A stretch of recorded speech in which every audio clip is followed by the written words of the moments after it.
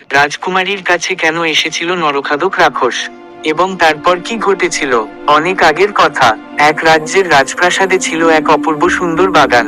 সেই বাগানে ছিল এক রহস্যময় সোনার আপেলের গাছ, যেটিতে সোনার মতো ঝকমক করা আপেল ফলে। রাজা সেই গাছের বিশেষ যত্নের ব্যবস্থা করেছিলেন। যখন আপেল পাকত, তখন দিন রাত পাহারাদার সেই গাছ পাহারা দিত। কিন্তু একদিন বাগানের মালি যখন গিয়ে আপেল গুনল, সে দেখল একটি সোনার আপেল নেই। তৎক্ষণাৎ সে রাজাকে খবর দিল। রাজা খুব অবাক হলেন, এত কঠোর নিরাপত্তা সত্ত্বেও একটি আপেল চুরি হয়ে গেল। তিনি ঘোষণা করলেন যে এই চোরের সন্ধান দেবে, তাকে বড় পুরস্কার দেওয়া হবে। সবচেয়ে বড় রাজপুত্র বলল, আমি আজ রাতে পাহারা দেব এবং চোরকে ধরার চেষ্টা করব। রাজা অনুমতি দিলেন, কিন্তু দুর্ভাগ্যবশত সেই রাতেই বড় রাজপুত্র ঘুমিয়ে পড়ল, এবং সকালে দেখা গেল আরেকটি আপেল চুরি গেছে। পরদিন মাঝের রাজপুত্র পাহারা দিল, কিন্তু সেও ঘুমিয়ে পড়ল, এবং তৃতীয় আপেলও চুরি হয়ে গেল। রাজা দারুণ চিন্তিত হয়ে পড়লেন। ঠিক তখন ছোট রাজপুত্র এগিয়ে এলো এবং বলল, আজ রাতে আমিই পাহারা দেব এবং চোরকে ধরব। কিন্তু রাজা তাকে একেবারেই পছন্দ করতেন না, তাকে বোকা বলে ভাবতেন। রেগে গিয়ে বললেন, তোমার চেয়ে বুদ্ধিমান দুই ভাই ব্যর্থ হয়েছে, তুমি কিছু করতে পারবে ভেবেছ? কিন্তু ছোট রাজপুত্র নাছোড়বান্দা ছিল। শেষমেশ রাজা রাজি হলেন। সেই রাতেই ছোট রাজপুত্র পাহারা দিল এবং ঠিক করল, যেভাবেই হোক সে ঘুমাবে না।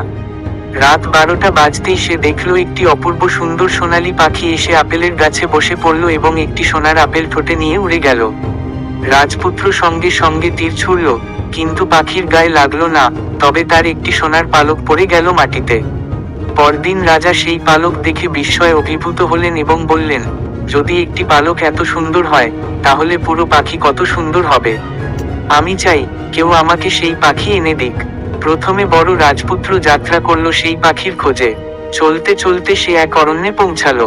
সেখানে সে এক বিশাল দৈত্যকে বিশ্রাম নিতে দেখল। দৈত্য বলল, আমি জানি তুমি সোনার পাখির খোঁজে এসেছো।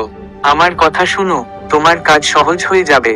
এই পথ ধরে সোজা এগিয়ে চলো, সন্ধ্যাবেলা তুমি একটি গ্রামে পৌঁছাবে। সেখানে দুটি সরাইখানা দেখতে পাবে, একটি সুন্দর, সজ্জিত, আলোকোজ্জ্বল। কিন্তু তুমি সেখানে যেও না। তার ঠিক বিপরীত দিকে একটি ভাঙাচোরা, সাধারণ সরাইখানা থাকবে, সেখানেই রাত কাটাও। তাহলেই তোমার উদ্দেশ্য সফল হবে। কিন্তু রাজপুত্র বলল, আমার তোমার উপদেশের দরকার নেই। এই বলে সে নিজের পথে এগিয়ে গেল।